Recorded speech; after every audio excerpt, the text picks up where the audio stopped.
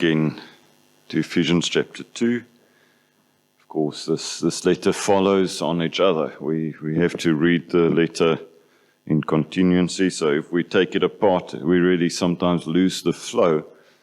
But I want to just read from verse 1. It's the most essential part is to understand the context in which we get our verses this evening, which is verses 4 to 7, starting with that statement, but God. And that's the part that we always have to remember in regards to salvation. But it's also preceded in chapter 4, God pouring out His immeasurable, rich blessing, Jesus saving us in accordance to His great, perfect plan, and really encouraging us to pray for each other so that we will grow in our knowledge of Him and our experience of Him working in us. And really understanding that it was His King in us, and really understanding that it was His immeasurable power, His great might by which He saved us. It's the same might that raised the Lord Jesus Christ from the grave, and in whom we are united to God. And He'll expand that, and the end of the dead is what really saves us as well. And He wants us to have that in mind as we come to chapter 2. So as we read chapter 2, verse 1, just keep that in mind, because he will continue, once again refer to that as we get to verse 4 onwards. So Ephesians chapter 2. And you were dead in the trespasses and sins in which you once walked, following the course of this world, following the prince of the power of the air, the spirit that is now at work in the sons of disobedience, among whom we all once lived in the passions of our flesh, carrying out the desires of the body and the mind, and were by nature children of wrath, like the rest of mankind. But God, being rich in mercy, because of the great love with which He loved us, even when we were dead in our trespasses, made us alive together with Christ. By grace you have been saved, and raised us up with Him and seated us with Him in the heavenly places in Christ Jesus, so that in the coming ages He might show the immeasurable riches of His grace in kindness towards us, in Christ Jesus. For by grace you have been saved through faith, and this is not your own doing. It is the gift of God, not the result of works, so that no one, by His workmanship, created in Christ Jesus for good works, which God prepared beforehand that we should walk in them. Let us pray. Father, we are again so thankful that we can ask that You will help to hear You as You speak to us through Your word. We thank You for Your word and the great treasure that it is, revealing You to us, the desire of our hearts, the desire of the nations, and Lord, that we may know You through Your Son, the Lord Jesus Christ, and call You Abba Father through the enablement of the Lord Jesus Christ, and call You Abba Father through the enablement of Your Spirit. And tonight, once again, Father, as You speak to us as Your children, we pray that we wouldn't just hear Your words, but we would take it to heart, and that we would be changed in accordance to Your will, and that we would resemble You more accurately as a result of Your. Help us to grow in likeness to You. And we pray this in Jesus' name and for His sake alone. Amen. Of course, without the backdrop of verses 1 to 3, we will not understand the grace, the immeasurable grace of God in saving us losses and sins that we come to in verse 4. It's really the character of God that we see on display in our text this evening. We see the character of God in the fact that God is a God that is merciful, that God is a God that is great in love, and that in grace towards undeserving sinners like us, and show mercy towards us by saving us from our sins while we were dead in our trespasses and sins. We can't repeat that enough, but it's important that we understand it's God's character. God is a saving God. God's character. God is a saving God. And this is the good news, that God saves sinners because of His rich mercy and because of His great love. This is our message to the nations. This is a gospel message. We so often say that. And this is our prayer message. We so often say that. And this is our prayer to this God as we pray for our loved ones who don't know Him yet, that He would save them. And that's the appropriate prayer, because only God saves. It's only this God, only the one and true living God, that can serve us from the wrath of the sin we are under by nature, as our text tells us. But God, being rich in mercy and great in love, will show and show off the abundant riches of His grace. And that's something else, the abundant riches of His grace. Paul is doing the same thing again. He's piling words on top of each other, just so to that of God's grace towards us. And there's so many people today that deny the fact that we are saved by grace, and it's by God's grace, and it's because God is a gracious God. He's merciful, and He's long-suffering, and He's compassionate. And that's why He saves us, because that's His very character. And then denying that He saves us by grace really means that we are saved by merit. And that is not true at all, because God cannot and will not and does not have to ever share His glory. And salvation is all of the Lord, so that He will get all the glory for it. And this is really in the end where we will see tonight where for it. And this is really in the end where we will see tonight where our salvation leads to God's glory. And we've seen that in chapter 1 as well. That again and again God reminds us it's to the glory of His grace that He saves us. But the one thing that we cannot get away from as we go into our text is we were in a destination. We were helpless and hopeless. And we were literally dead in our trespasses and sins. We were not somehow contemplating the reality of God and thinking, considering all the advantages and disadvantages for knowing Him and following Him. We were dead. We were comfortable. We were unaware of His power in our trespasses and sin. And then God, by His grace, acts. And that word, Martin Lloyd-Jones says, it's the most glorious word in the whole of Scripture, but God. But God. If you go to Ecclesiastes, life under the sun is vanity of vanity. But if you remember that it's life under the sun, if you remember it's vanity of vanity. But if you remember that it's life under the sun, if you remember and you look up to the sun, then it gives it all its meaning. Then you understand why we are here and what is the whole duty of man, to fear God and obey His commandments. That's why we are here. We live and we are created for Him and for His glory. But without God, we are created for Him and for His glory. But without God, all of this is just vanity of vanity. It's just a passing of time and spinning of the wheels, a race against each other for no purpose, just really existing. And but with God, everything changed. With God, there is hope. Everything changed. With God, there is hope once again. There is life once again. But to be without Him is to be without hope and without life.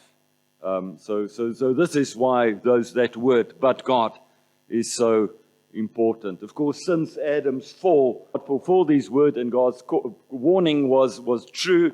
Adam didn't just die physically, he died immediately, spiritually. He was cut off from God and the wonderful grace of the communion of God that he experienced by virtue of his creation and by virtue of him having the life of God in his soul. And from that moment on, that's why he tried to hide himself. That's why he tried to flee from God. And if God had just left him there, that would have been just. Man had gotten what he wanted, what God had warned him that he would get, and God would justly leave him and say, well, you chose this. Leave him and say, well, you chose this. This is your destination. You are now spiritually dead, and you are going to die physically, and you're going to be cut off for all eternity from God. And that would have been just. That would have been what man deserved. To been what man deserved. To be spiritually dead with no hope of redemption. And confirmed by physical death that we are no longer alive spiritually. And this is where, from Adam, every man and woman and child starts their existence. We start our existence as children of disobedience under God's wrath. This is the reality where every man, woman, and start. It's not we are born and we are somehow good inside of us and deep inside of us. There's some good in everyone. That's abject and hopeless and helpless and dead in his trespasses and sin. And Paul makes that very clear. We are children of disobedience. We are under God's wrath. God is not trifling with the very reality that we are at enmity. We are at war with him. We're not just rebelling against. Our very, very nature is set against. We by nature set as opposition, in opposition to God. We are by nature his enemies, by our very nature. And we act on that nature by committing sin, by sinning against him, by disregarding him and acting and breaking his law in so many ways. So we are born under law in so many ways. So we are born under God's wrath because of our sinful nature and because of our sins. We are spiritually dead, and we've seen that last week. We have no capacity, no ability to respond to God, to understand the spiritual truth, or to believe the gospel. In fact, the gospel of the cross of the Lord Jesus Christ, when we were dead in our trespasses and sins, was the most foolish thing that we could ever hear.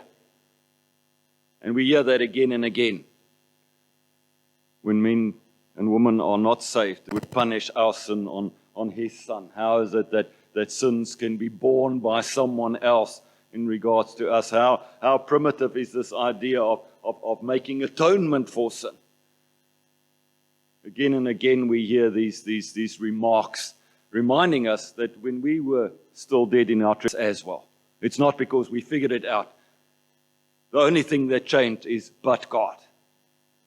But God is the only thing that makes us able to understand the spiritual truths of our status and calling out for him to save us.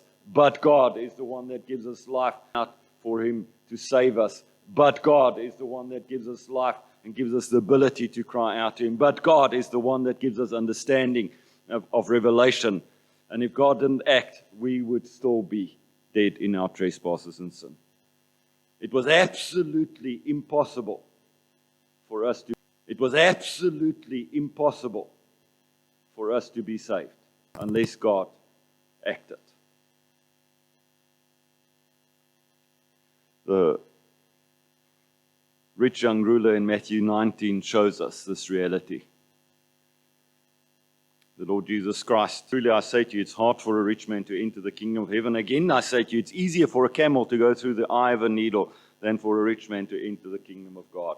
And the liberal scholars very quickly will come and say, well, you know what, the eye of the needle was not really an eye of a needle. It was just a very difficult and small gate in the crouch down to go through that. It's really just like an analogy of the narrow gate. Yes, it's exactly like the analogy of the narrow gate. And the Lord Jesus Christ makes it explicit and removes all of these possibilities for us in the text.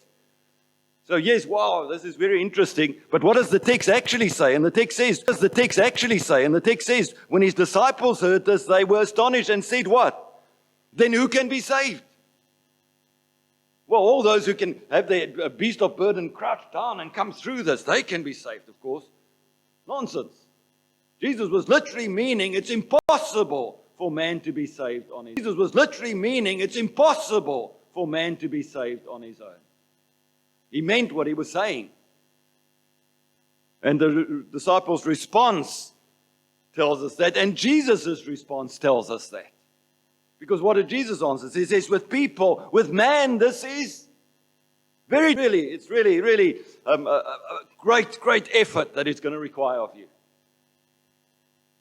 Not your translation. Okay. Impossible. Impossible is the word that the Lord Jesus Christ, God in the flesh, uses for man to be saved. And men say, no, that's not really true. So we don't have to go anywhere else but to the text and say, well, when God says, with man this is impossible, with God all things are possible, we know where to look for our salvation. To God alone.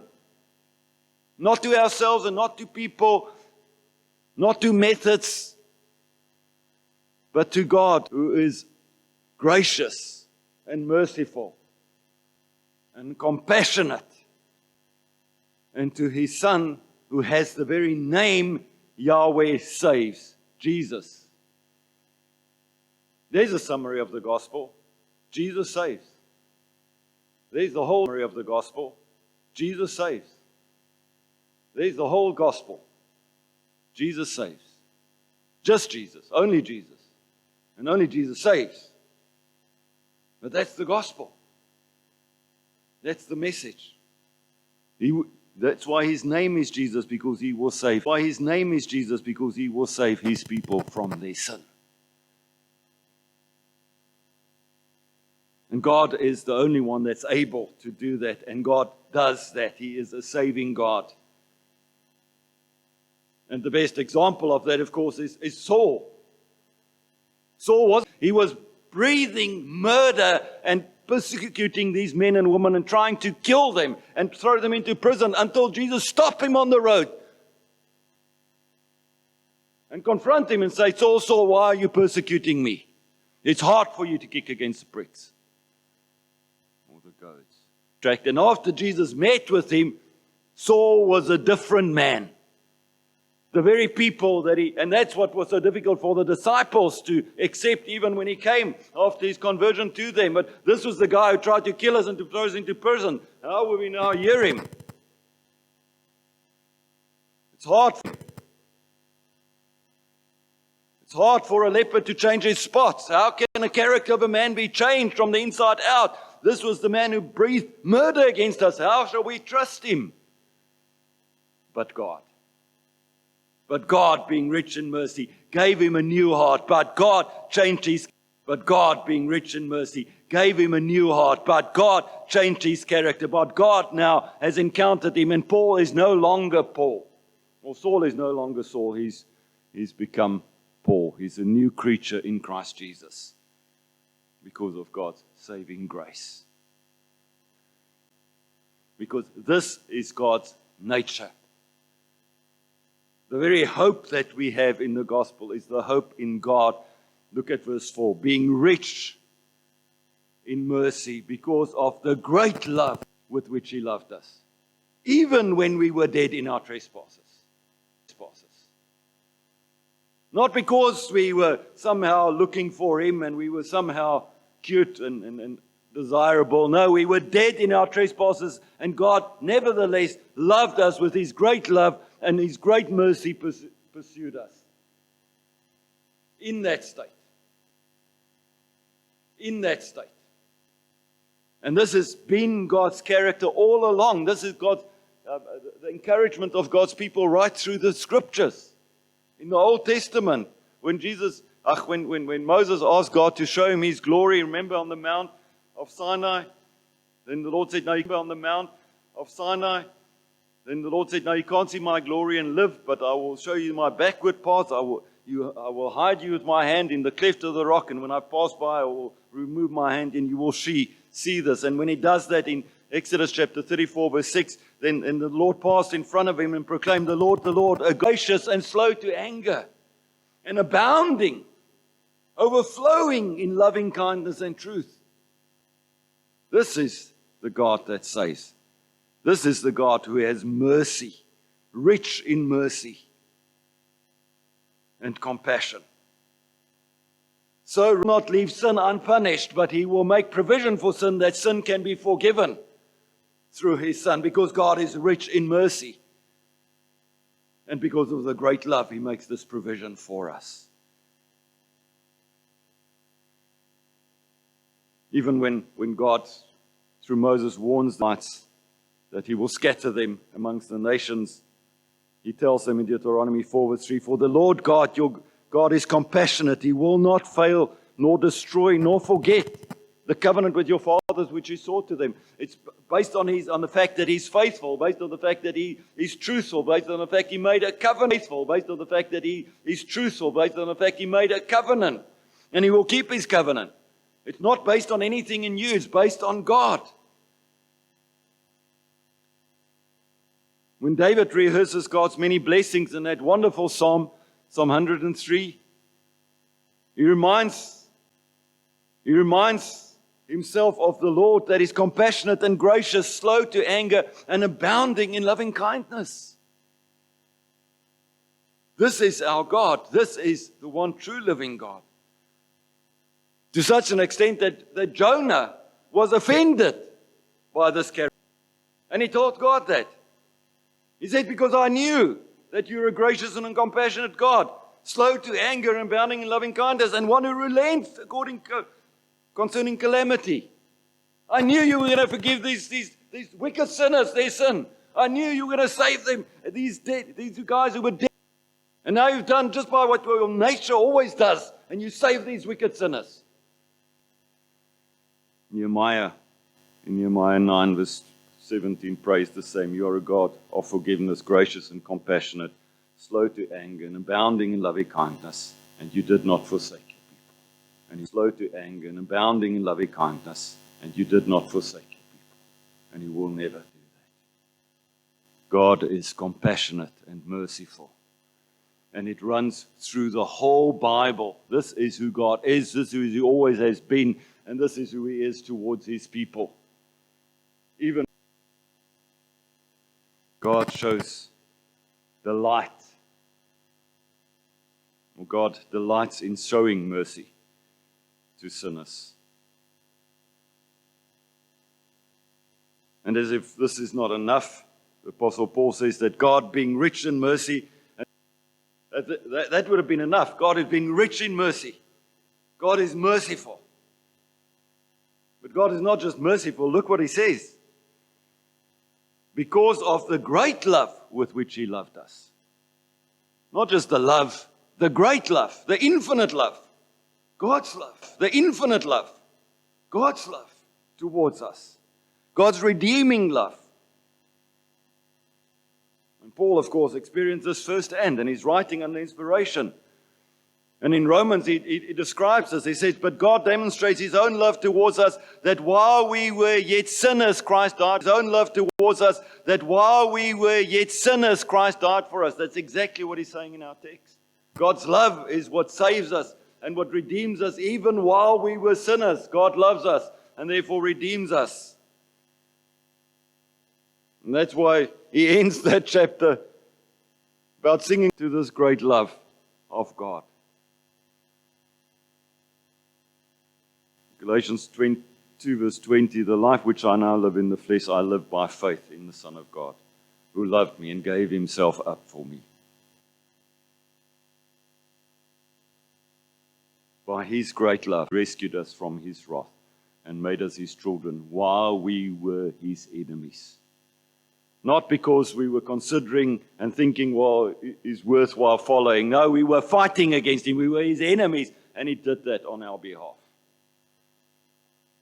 That's why Paul says, well, if God is then for us, if God has chosen, if God has saved us, if God has shown mercy towards us, if God by his great love has redeemed us and given us life, what shall we fear in this life? If God is the one that acted on our behalf and will always act on our behalf, and he has acted by giving his own Son, how will he not freely with him give us all things? Of course he will. This is the great encouragement. And this is what Paul was asking in the first chapter. He was asking that we would understand a little bit more of this great love. And he's going to pray that the same more of this great love. And he's going to pray that the same in the next chapter. That God would strengthen us in our inner man to understand just how vast his love for us is. And I think very often we do not understand God's infinite love towards us as his children. But this is how God acts towards us. Rich in mercy and great in love, in saving us. That's the next one he says. God saves us by not by his character. Only God can save us. Only God can resurrect dead sinners. That's the whole point of chapter 1 ending, where he says that resurrection power that acted in Jesus, that's the same power that saves us. He says that resurrection power that acted in Jesus, that's the same power that saves us. Jesus was really dead, wasn't he? And God brought him back to life. He resurrected him from the dead. Now, if we are dead in our trespasses and sin, we need a resurrection. We need to share in Jesus' resurrection. We need God's almighty power working in us. In Jesus' resurrection, we need God's almighty power working in us to bring us back to life spiritually. It's not just a decision. It's not just something that we can work up. It's a creative act that only God can do. That's the whole point of the text. God made us alive together in Christ, in Jesus. If we are in Him, if we have been given to Him by God, we rose already. The reality of that becomes visible in time. But if we are in Him, we rose with Him, quite literally. When Jesus rose from the grave, that resurrection power is true for us, and we died with Him and we rose with Him. We were united in His death, we were united in His resurrection, and we required that resurrection for us to be made alive. Otherwise, we would still be dead in our trespasses and sins. And Paul is sort of getting ahead of himself.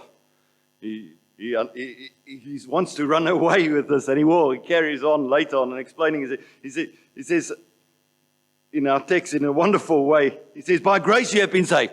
Just in case you miss it, I just want you to understand that this has been saved. Just in case you miss it, I just want you to understand that this is God's unmerited favor towards you. You didn't deserve it, and if God didn't act in this wonderful way, you would be still dead in your trespasses and sins. This is an act of grace. God made us alive together with Christ Jesus. He didn't have to, and we couldn't merit it. But God acted in this way. And of course, that's why we pray. We ask Him to save us, and we pray for our children because only God can save them. We cannot save them. But He is a saving God. And He does this in saving dead sinners and giving them life. Because God is rich in mercy, is great in love, and His almighty power works in us by His grace to save us. And it raises us up with Christ Jesus, as I already said. And it's beautiful. It's almost in terms of what He says. Look again. And raised us up with Him and seated us with Him in heavenly places in Christ Jesus. Made us alive together with Christ and raised us up with Him. So as Jesus rose from the dead, we rose in Him. And guess what? He didn't just rise from the dead. Rose from the dead, we rose in Him. And guess what? He didn't just rise from the dead. God rose Him and put Him back in His place in heaven. He ascended into heaven. And guess what? If we died with Him and we rose with Him, we were resurrected with Him, guess what? Where are we seated now in Jesus? Where are we seated now in Jesus? Exactly there in the heavenlies. Didn't just give us resurrection life. He gave us ascended. He set us up in Jesus as those who rule with Him. We have a new citizenship. We say this. But our identification with Jesus is not just an identification. This is the reality.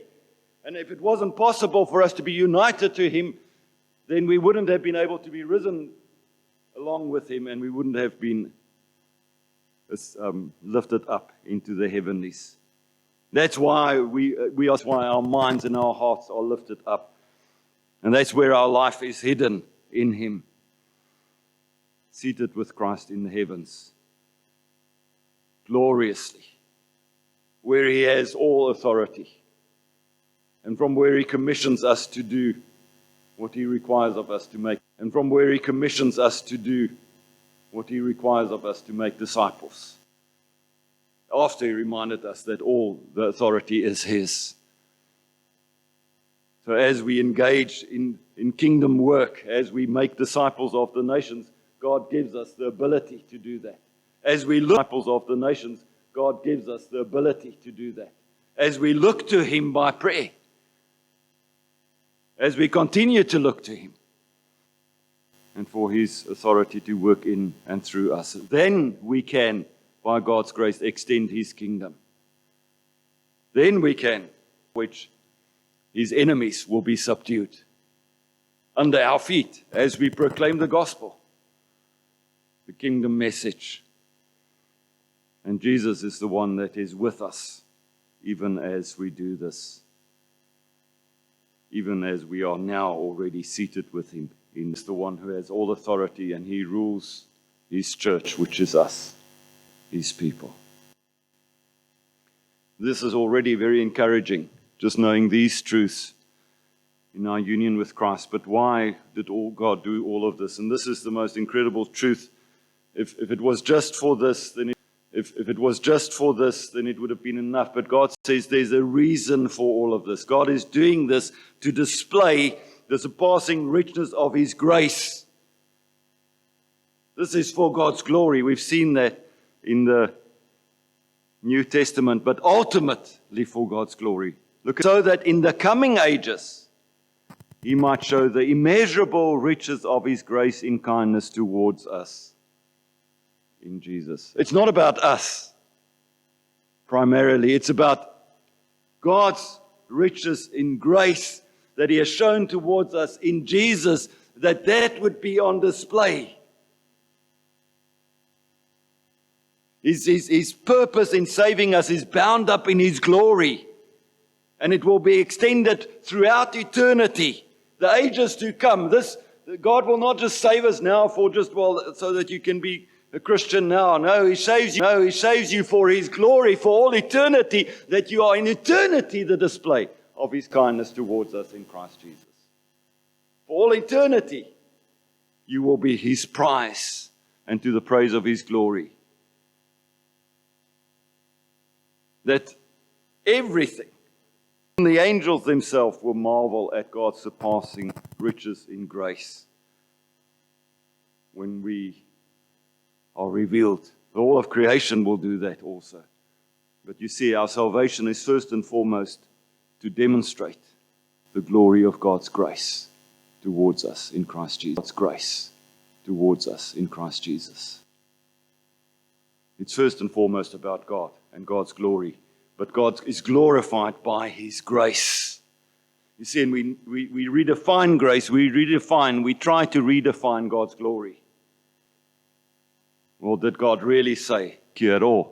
And yes, He did say, because He loves us, and because of His mercy and the great love that He has for us, He warns us. But He also provides for us salvation, unmerited salvation, because He's good and He's infinitely good, so that we can display His goodness, to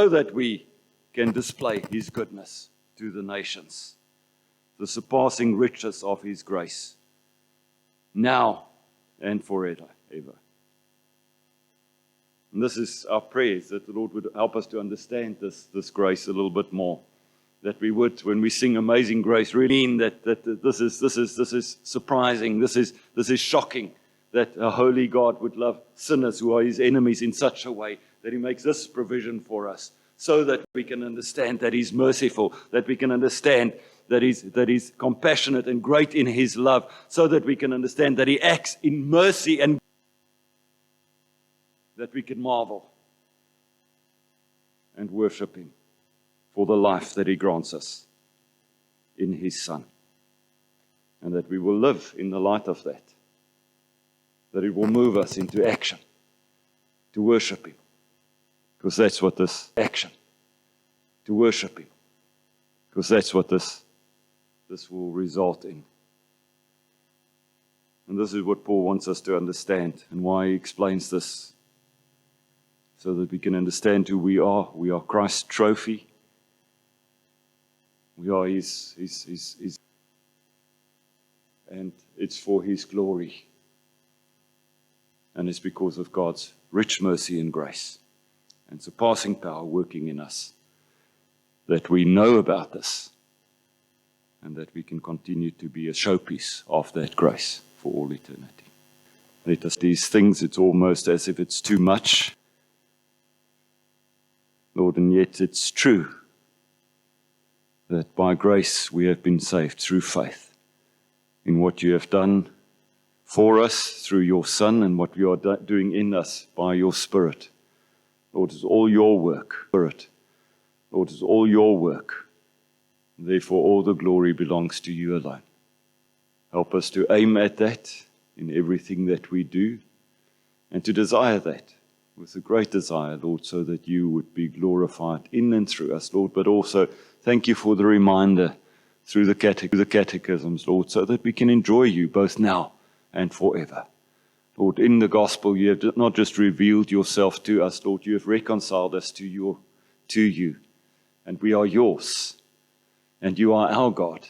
And you said that, Lord, that you will be God, not just God with us, God in us, and you will be our God, and we will be your people. Lord, and how blessed are we to know you and to be your people. And help us to rightly represent you as your people. Lord, but thank you for your grace that made all of this possible. And may each one of us that are here tonight, Lord, know that in a greater and more increasing way, just how vast your love for us is. And we thank you that we can pray this in Jesus' name and for his